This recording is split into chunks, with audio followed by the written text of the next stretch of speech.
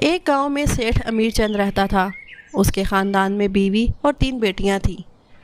اسے اپنے امیر ہونے پر بہت غرور تھا، اس لیے جب کبھی وہ کسی محفل میں بیٹھتا تو وہ اپنے امیر ہونے کا بہت روب جھاڑتا تھا۔ میں اپنی بیٹیوں کی شادی اتنی دھوم دھام سے کروں گا کہ گاؤں میں دور دور تک سب کو پتہ چلے گا اور سب لوگ دیکھتے رہ جائیں گے۔ یہ تو ہے، تمہاری بیٹیاں ہیں تو بہت قسمت والی جو تم جیسا باپ ہی نہیں ملا ہے۔ میں تمہاری بڑی بیٹی کو اپنی بہو بنانا چاہتا ہوں، اگر تم کہو تو واپس شہر جا کر تمہاری بھابھی سے بات کر لوں۔ یہ تو اچھی بات کہی تم نے، دونوں بچوں کو بڑا ہونے دو، ہم دھوم دھام سے ان کی شادی کریں گے۔ اس دن وہ بہت خوش تھا۔ چلیے اب آپ بھی سو جائیے، صبح سے کتنی بھاگ دوڑ کر رہے ہیں۔ ارے میں سب کچھ انہی کے لیے تو کر رہا ہوں۔ ویسے ہماری بیٹیاں واقعی بہت نصیب والی ہیں۔ ہم اپنی بیٹیوں کو بہت اچھے سے پڑھا لکھا کر ان کی اچھی تربیت کریں گے اور پھر بڑے بڑے امیر خاندانوں کے رشتے ہماری بیٹیوں کے لیے آئیں گے۔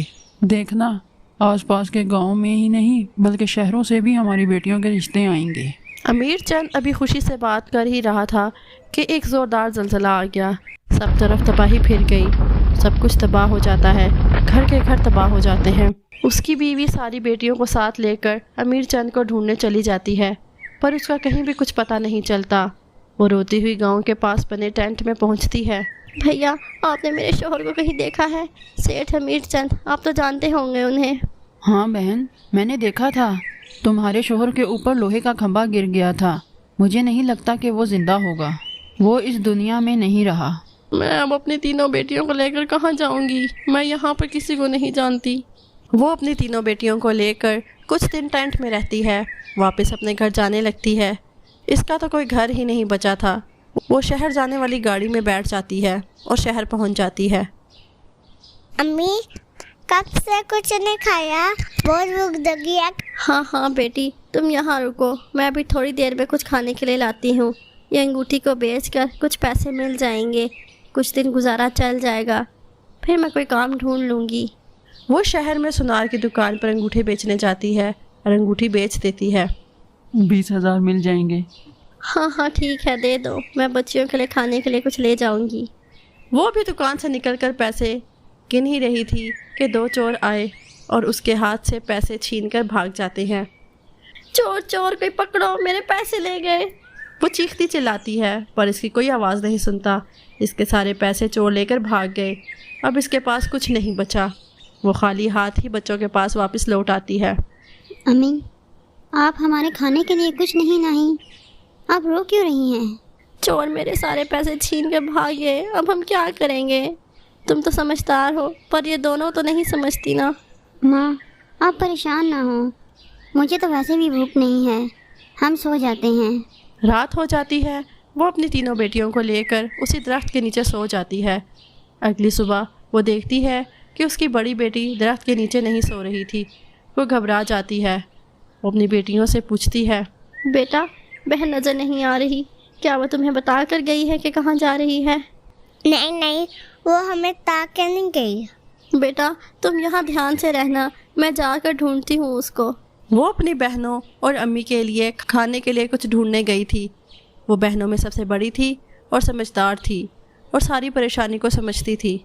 ایک چائے کے ہوٹل پر جاتی ہے اور ان سے کچھ بریڈ کے پیس مانگتی ہے۔ چچا، مجھے کچھ لوا روٹی کے پیس دے دو گے؟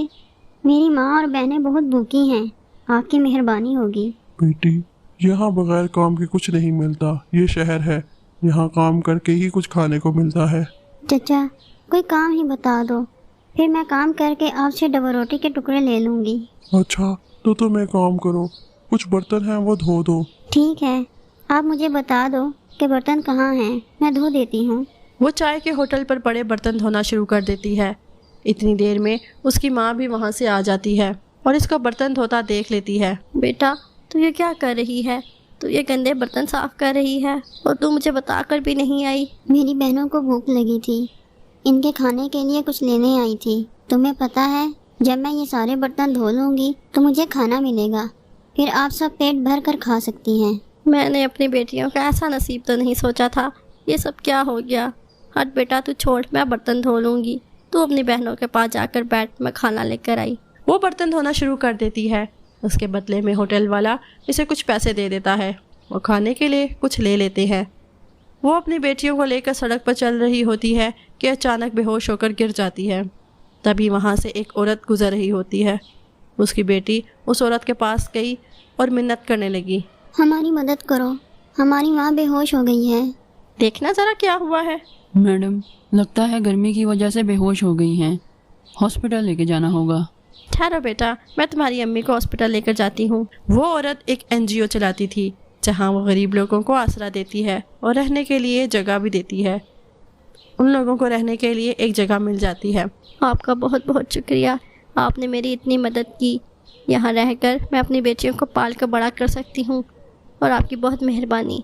हमारा NGO तुम्हारी जैसी बेसहारा औरतों के लिए ही बना है। तुम्हारी बेटियाँ यहाँ रहकर पढ़ लिख कर अपने कदमों पर खड़ी हो सकती हैं।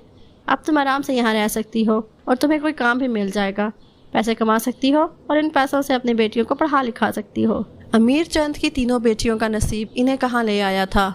जिन बच्चियों को पाल पोस कर बड़ा करने और हर सुख मिलने का ख्वाब अमीर चंद ने देखा था, आज वही बेटियां एक NGO में रहने पर मजबूर थीं।